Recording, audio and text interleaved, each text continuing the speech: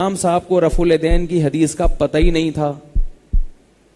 ایسا نہیں ہے, پتہ تھا, لیکن ان کی جو تحقیق تھی وہ اس کے برعکس تھی. وہ کیا ہے وہ میں بھی بتاتا ہوں.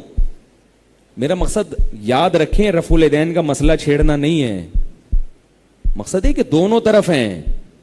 آپ چونکہ یا تو آپ کے پاس علم نہیں ہے, یا تفقہ نہیں ہے, بصیرت نہیں ہے, یا آپ کا ظرف چھوٹا ہے, آپ کو ایک طرف کا سمجھ میں آتا ہے, دوسری طرف کا سمجھنے کے لیے آپ تیار ہی نہیں ہیں. اور یہ سب اس لیے ہے کہ ایک چیز کے آپ اہل نہیں ہیں اور اہل بن کے بیٹھ گئے, تو پھر یہی ہوگا.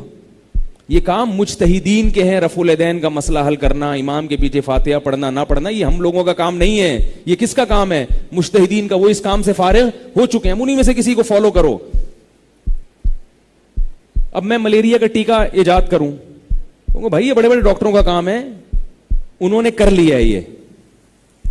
تو میں یہ عرض کر رہا تھا کہ امام ابو حنیفہ رحمہ اللہ تعالی نے اپنی سند شروع فرمایا حدثنا حماد قال حدثنا ابراہیم قال حدثنا علقمہ قال حدثني عبد اللہ بن مسعود الا اصلی بکم صلاۃ رسول اللہ صلی اللہ علیہ وسلم. کیا میں ایسے نماز پڑھ کے نہ بتاؤں جیسے نبی نے نماز پڑھی؟ پھر رفع الیدین تکبیر تحریمہ کے وقت کیا اور اس کے علاوہ نہیں کی. اب یہ مناظرہ ہو رہا ہے, کتنی شائستہ گفتگو ہو رہی ہے. دو بڑے بڑے وقت کے مجتہد. امام اوزاعی نے کہا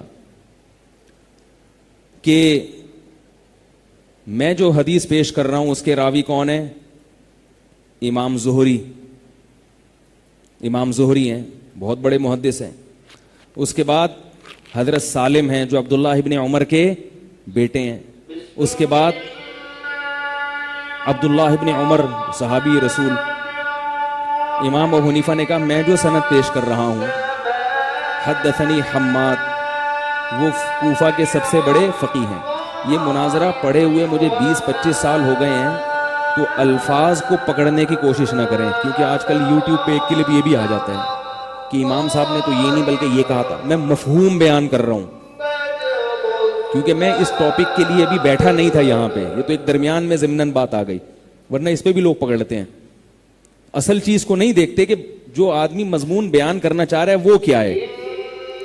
تو انہوں نے کہا کہ حماد بہت بڑے فقیہ تھے کوفہ کے, اور یاد رکھو حماد جو ہیں بخاری اور مسلم کے راویوں میں سے.